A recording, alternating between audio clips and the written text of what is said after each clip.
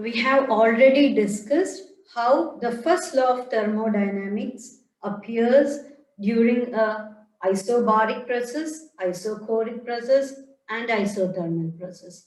Today we will see what happens in an adiabatic process. What is meant by an adiabatic process?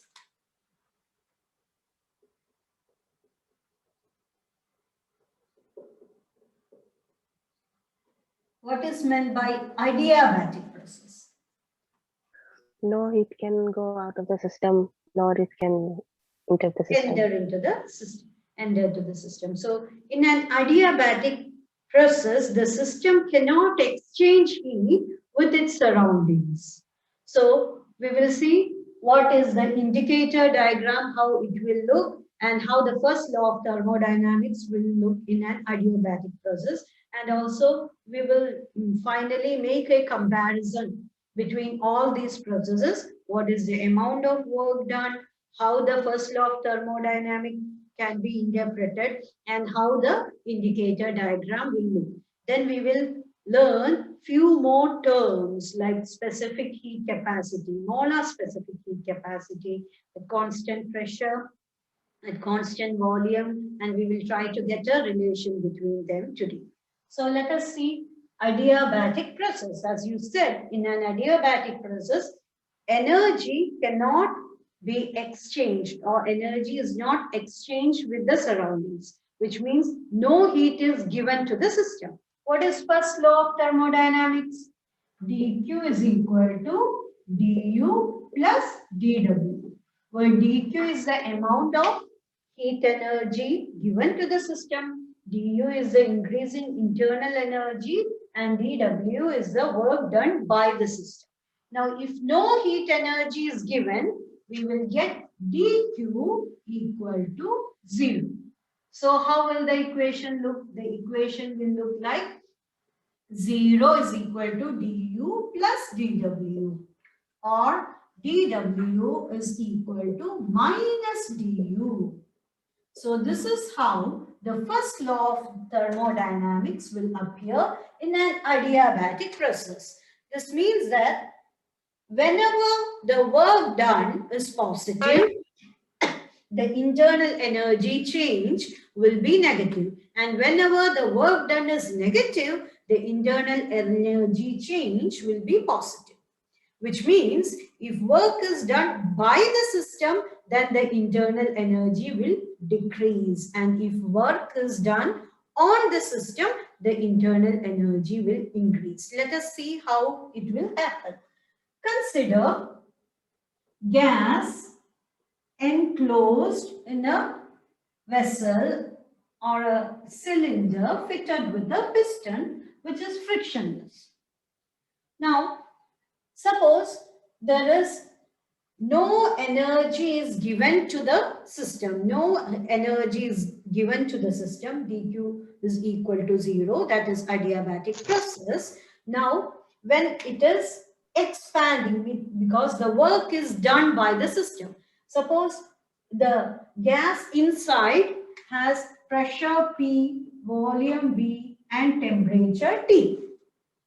Now, we are not giving any heat to the system, but suppose the gas inside the system is expanding by pushing out the piston, or if we are pushing the piston, or if we are just taking the piston out. So when we are taking the piston out, we are doing work on the system, which is the gas inside. So we are doing work on the system, which means we are pulling the piston out, or the gas is expanding. So what will happen? The gas will expand. We are doing work on the systems, which means dW is negative because we are doing work on the system. So the work done is negative. So what happens to the internal energy? When the work done is negative, the internal energy should be Positive. positive. So, sorry, we are not pushing it out. The gas will expand, so the gas will push it out. So the gas is pushing it out because the gas is expanding. So when it is expanding, it will push out. The piston is pushed out. We are not doing. So when the gas expands, the work is done by the gas on the surroundings. So dW will be positive because it is expanding. So the gas is pushing the piston out. So dW is positive means the internal energy will be negative, which means the internal energy will decrease. When the internal energy decreases, what happens to its temperature? The temperature will decrease. So when the gas expands, what happens? The temperature will decrease. So in an adiabatic expansion, the temperature decreases. Now adiabatic processes will be very fast, sudden. For example, a tire in a vehicle get punctured. So then there is a sudden expansion of gas. There is not enough time for heat energy from the surroundings to enter the gas or from the gas to move to the surroundings. So it is sudden. It happens in a very short time. So when there is sudden expansion of gas, it is called adiabatic process because there is no time for exchange of heat and the temperature will reduce because the internal energy will reduce because the gas has to do some work in expanding. Let us take the other case. Here the gas is expanding, so the work is done by the gas, it is positive. Now let us take the other case when we are pushing the piston in. So what happens to the gas? When the piston goes out, it is expanding. But if you are pushing the piston in, what happens to the gas? What do you call it? Compressing. Compressing. So when the gas is compressing, then we are doing work on the gas. So what happens to dW? The work done. Is it positive or negative? We are pushing the piston. We are doing work on the gas. In that case, the work done is negative because the work done is considered positive if the system is doing work on the surroundings. Now, if the work is done on the system, we are pushing, we are compressing, then the work done will be negative. So the work done is negative. So in an adiabatic compression, which means a sudden compression, what about the internal energy change? It will be negative or positive. Work done is negative. So the internal energy change is positive, which means the internal energy increase. So what about the temperature? Temperature, yes, the temperature will increase. So whenever there is a adiabatic expansion, the temperature decreases or the gas cools down. And whenever there is sudden adiabatic compression, what happens? The gas will get heated up. They may ask you why in an adiabatic expansion the gas cools down. So you will have to tell that in an adiabatic process there is no exchange of heat with the surroundings. Therefore, the first law of thermodynamics is like this. dW is equal to minus du. So whenever the gas expands, work is done by the system. So the change in internal energy is negative or the internal energy reduces. So the temperature reduces. So you will have to tell this. Okay. Now, this is an adiabatic process, that is expansion and compression. During expansion, the pressure, volume and temperature can change. Also in compression, the pressure, volume and temperature can change, but there is no exchange of heat energy. That's why I'm telling that the adiabatic processes will be sudden. will happen in a very short time. There is no time for exchange of heat energy. You may get confused between adiabatic process and isothermal process. The difference between them is that isothermal process will be always slow. If it is isothermal expansion, then the expansion happens very slowly. There is enough time for exchange of heat from the gas to the surroundings such that the temperature of the gas becomes same as that of the surroundings. It is constant.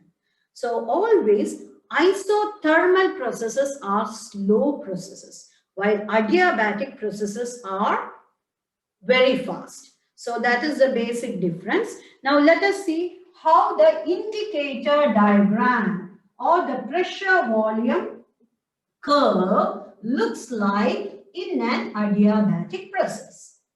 You know that in an isothermal process, it is like this, right? Isothermal means at a constant temperature. Consider these two isothermal processes. Now suppose the gas is at a stage A here. It has a pressure P1, volume V1 and temperature T1. Now when it is going through this curve, at any point it can have a different pressure and volume, but its temperature will be T1 itself. Now if I take any point here on this line, suppose I am taking a point B here, it will have a different pressure, different volume and different temperature. P1, V1 and T2. Sorry, P2, V2 and T2. Because in an adiabatic process, both the pressure, volume and temperature can change. So adiabatic process is shown by this curve. So these two are isothermal curves. Isothermal. Okay, but this thick one, this one is adiabatic. Now why I am drawing in a PV diagram both isothermal and adiabatic? Can you tell me why? In all other cases, I drew only one curve, right? For one particular process. Here, why did I draw both isothermal and adiabatic? One reason is that in adiabatic, pressure, volume and temperature, all three of them changes. But on a plane like a whiteboard, I cannot show the third dimension or temperature. So I cannot show 3 dimension on this plane. That is one reason. Another reason is to compare between the isothermal process and adiabatic process. Both are curves, but adiabatic curve is steeper than isothermal curve. So this is the difference. You have to learn it by the difference. Isothermal processes are slow. It can be expansion or compression, but it will be slow. And the curve, PV curve, will be curves, but not that steep. But when we consider adiabatic processes, it can be expansion or compression, but adiabatic processes will be very fast. There is no time for exchange of heat. And then it will be steeper. When we draw the PV graph, it will be steeper than the isothermal process. Now one question, which is more, T1 or T2? Which is bigger? Can you tell me which is bigger, T1 or T2? T1. T1. Okay, I got a answer. It is T1 which is bigger, right? So you told that T1 is bigger than T2. Let us check whether it is correct. So here A is going to B, right? So what happens to the volume? Volume is increasing. Volume is increasing means it is expanding. During adiabatic expansion, what happens? The temperature reduces. So T2 will be less, which means T1 is greater than T2. What you said is correct. Is that clear to you? What is meant by adiabatic process? How the first law looks in it? How the indicator diagram is? Is it clear to you? Yes, Okay. teacher. Now let us just make a final summary or comparison between all the four processes. We'll do it quickly. You can tell me how the first law of thermodynamics looks, how the PV diagram looks, and what is the total amount of work done. So let me draw here isobaric process, and here the first law,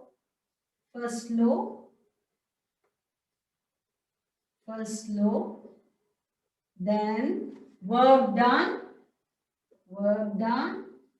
and then PV curve or indicator diagram. So for an isobaric process, how the first law will be? What is the first law? dq is equal to du plus dw. dw. And what happened? dw for a isobaric process, which means the pressure is constant, P is a constant. So this will become PdV. This is how. And what is the work done? Work done is equal to PdV. And how the indicator diagram will be? How the indicator diagram will be for a isobaric process? Pressure is a Parallel to constant. the volume. Yeah, it will look like this. Now comes isochoric. Isochoric means what is constant? Volume is a constant. And how will the first law look? Volume is constant, so dV is equal to 0. So this term will not be there. So the first law will look like dQ is equal to du. And what is the work done during an isochoric process? 0. 0. It's 0 because dV is equal to 0. And how will the PV diagram look? Pressure volume diagram look? Yeah. Parallel to the pressure. Y-axis. That's right. Now, isothermal. Isothermal process means temperature is a constant. Now, how will the first law look? What is 0 here? Temperature is not. Temperature. So, what is related to temperature here? du. du, internal energy will be a constant, so there is no change.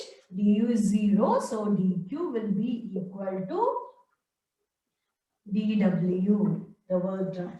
Okay, now we derived an expression for work done. Do you remember that?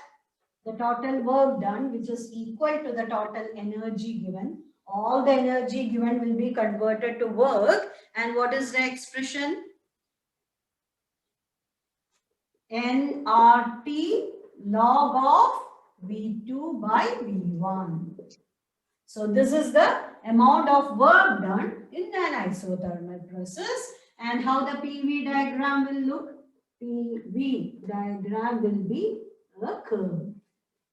Okay. Now the final one which we discussed today, adiabatic. In an adiabatic process, what is a constant? The heat energy. There is no exchange of heat. So the heat energy is a constant. The amount of heat energy is a constant. And how will the first law look? Can you tell me? We just discussed. dw equal to minus du. Minus du. And what is the work done? Same, like dw is equal to, the work done is equal to minus ddu.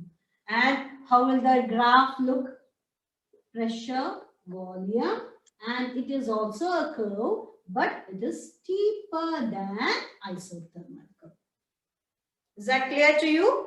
All three processes, how the first law looks, what is the work done, and what is PV diagram. Okay, you need to be thorough with these ideas because it will be used in the coming topics. Can I wrap this and can we continue? Yes, teacher.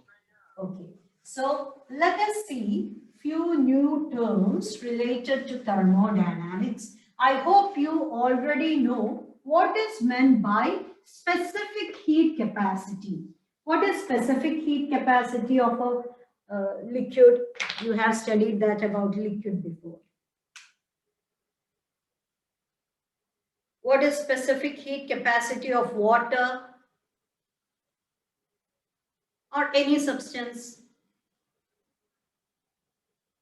The specific heat capacity of any substance is the amount of heat required to rise the temperature of that substance, 1 kilogram of that substance through 1 degree Celsius or 1 Kelvin. So today we are going to learn about molar specific heat capacity.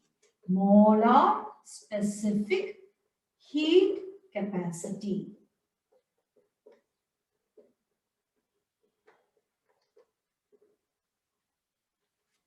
Just specific heat capacity is usually represented by S, and it is defined as the amount of heat required to rise the temperature of 1 kilogram. So mass is equal to 1 kilogram and through a temperature is equal to 1 Kelvin. You can also tell 1 degree Celsius. Why?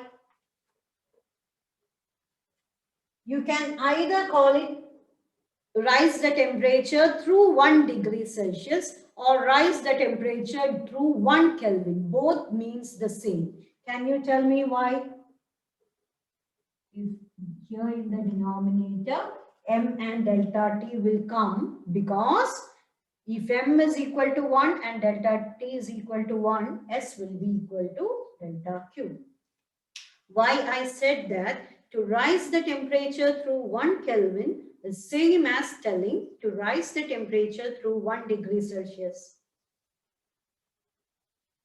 I hope we have discussed this concept before in solving one of the problems. Do you remember, Zaman? Okay, let me give you an example. There is 30 degrees Celsius. I have a liquid which is at 30 degrees Celsius. Now, what is it in Kelvin? How will you convert degrees Celsius to Kelvin?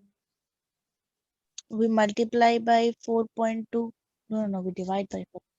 1 second. No. How to convert degrees Celsius to Kelvin? Oh, okay. Plus 273. Remember, you have to add 273. So 30 plus 273. That is equal to 303 Kelvin. So this is how you will convert degree Celsius to Kelvin. Now, if this 30 degrees Celsius water is heated through 1 degree Celsius, which means the change in temperature is 1 degree Celsius. Then the temperature will become 31 degrees Celsius. Let us see how much is that in Kelvin. 31 plus 273 will become 304 Kelvin. Got it? So, what is the rise in temperature when we tell in Kelvin? 303 to 304. So, the rise in temperature in Kelvin is also 1 Kelvin. So, whenever we say the change in temperature, it doesn't matter if it is given in degrees Celsius or Kelvin. It will be the same. The difference in temperature or the rise in temperature or the decrease in temperature, they will be the same if expressed in degrees Celsius or Kelvin. But when you tell the value of temperature, it will be different. Is that concept clear to you? Is this clear to you? Yes, Yes. teacher. So I explained this here because in some books you will see that the specific heat capacity is the amount of heat required to rise the temperature of 1 kilogram mass of a substance through 1 degree Celsius. That's also same. The concept is same. Okay. Now this is specific heat. Now what we are going to learn is about molar specific heat. Let's see what is meant by molar specific heat.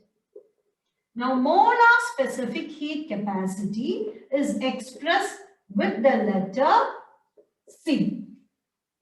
Okay, and it is defined as the amount of heat required to rise the temperature of 1 mole of a substance through 1 Kelvin. Instead of 1 kilogram of a substance, we are using 1 mole of a substance. This is because specific heat capacity is usually used in terms of liquids, water or any other liquid. But when we consider gas, is it easy to measure gas, like the mass of gas? How much kilogram is the gas? It's not very easy, right?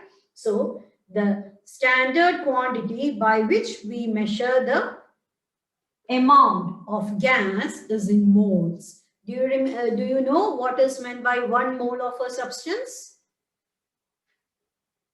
1 mole means, suppose I have 1 mole of molecules, 1 mole of water molecules. So how many water molecules will be there? There will be Avogadro number of water molecules. What is that Avogadro number? 6.022 into 10 raised to 23. So if I tell I have 1 mole of molecules, suppose I have 1 mole of hydrogen molecules, that means I have 6.022 into 10 raised to 23 hydrogen molecules. It's a count. It's the amount of substance, and mole is the SI unit for amount of substance. If I say that I have 1 mole of stone with me, it means there are 6.022 into 10 raised to 23 stones with me. So whatever we are telling is 1 mole, it means this many number of that things are there. So whenever we are defining molar specific heat capacity, instead of mass, we are taking mole. So molar specific heat capacity, which is expressed by the letter C, is defined as the amount of heat required to rise the temperature of 1 mole of a substance through 1 Kelvin. So the expression looks same, but here M means mole, 1 mole. Did you get the difference? Here M means mole, while here M means mass in kilograms. Here M means mole. That is the only difference. The expression is same. Is this clear what is meant by molar specific heat capacity? Yes. Okay. So now we will be discussing molar specific heat capacity, because most of the cases what we are discussing in thermodynamics here is regarding gas. So for gas, it's molar specific heat capacity which is more important. Now let us consider the molar specific heat capacity during a process when the pressure remains a constant. So when the pressure remains a constant, the molar specific heat capacity is called Cp. So Cp, what is Cp? It's molar specific heat capacity at constant pressure. Or if you are asked to define this, you can tell that at constant pressure. Just start with at constant pressure. The rest of the definition is same. at constant pressure, the amount of heat required to rise the temperature of 1 mole of a gas through 1 Kelvin. Okay, so the expression looks the same, but only one condition is that at constant pressure. Now, there is another molar specific heat capacity, CV. What is V? Volume. Volume. Can you define now what will be the molar specific heat capacity at constant volume? Yes. Yes, please define. At constant volume, the heat required. The heat is required. Then To raise the temperature. to raise the temperature 1 mole through 1 Kelvin. 1 mole of the gas through 1 Kelvin. So that is molar specific heat capacity at constant volume. You just have to add at constant volume. That's it. Okay. Now, can there be small specific heat, molar specific heat at constant temperature? Is it possible? Can there be molar specific heat at constant temperature? No, there is no such thing. Why? We are telling that when the temperature raise, which means the temperature is not remaining constant, is the amount of heat that should be given to increase the temperature. So the temperature is not remaining constant. So there is no concept like molar specific heat capacity at constant temperature. So you have only molar specific heat capacity at constant pressure and at constant volume. Now I would like to ask you one question. Which will be greater, CP or CV? CP. CP will be always greater than CV. Can you tell me why? Can you tell me why? Let us consider the case of gas in the cylinder fitted with a frictionless piston. Okay. Now at constant pressure, when we heat that, so when we are applying some amount of heat energy to this gas, we are heating the gas at constant pressure. What happens at constant pressure? When the temperature is rising, the volume is also changing. So when we heat, the gas will expand, right? At constant pressure, you know that dQ, or the amount of heat given, delta Q or dQ, both are same, only the amount is less to show that we express dQ. dQ is equal to du plus pdV. This is the first law, right? So the amount of gas energy given, a part of that is used to rise the internal energy and a part is used to do work. So the amount of energy is split for two cases. One is to increase the temperature or increase the internal energy, and one is to do work. So at constant pressure, lot of energy will be required to be given to rise the temperature. Now, the same case when you consider at constant volume. This is not movable, it is constant. So we have gas here. Now we are giving energy dQ. What is the first law of thermodynamics for constant volume? Here V is a constant and here P is a constant. Okay. Now here at constant volume, when we are giving some energy, the first law is dQ is equal to, do you remember? For volume is a constant, dV will be 0. So work done is 0 is equal to du. So all the energy given will be used to rise the internal energy or to rise the temperature. So where we will have to give more energy? At P equal to a constant or V equal to a constant? where we will have to give more energy. Here, if we give energy, some of them is used to rise the temperature, some of them is used to do work. And here, if you give energy, all of them are used to rise the temperature. So where we will have to give more energy to rise the temperature?